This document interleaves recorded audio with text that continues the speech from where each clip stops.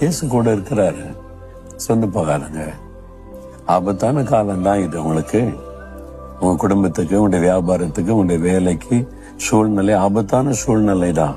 இந்த காலத்துல தைரியமா இருக்கணும். இயேசு கூட இருக்கிறாருல, நான் தைரியமா இருக்கிறேன்.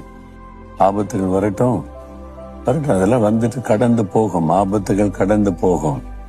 நீங்க பாதுகாப்பா இருப்பீங்க, ஆசீர்வாதமா இருப்பீங்க. விசுவாசிங்க. வேதத்துல எத்தனை சம்பவங்களை பார்க்கிறோம்.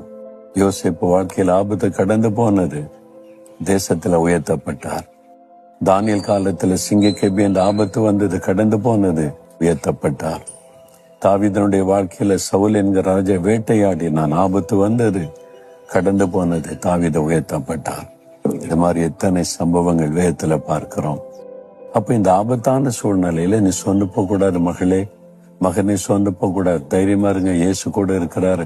சொல்லுங்க, ஆண்டவரே, நான் சோர்ந்து போக மாட்டேன். நீங்க என் கூட இருக்கிறீங்க, என்னை பலப்படுத்துவீங்க, நான் சாதிப்பேன், ஜெயிப்பேன், இந்த ஆபத்தை கடந்து போவேன்னு தைரியமா சொல்லுங்க.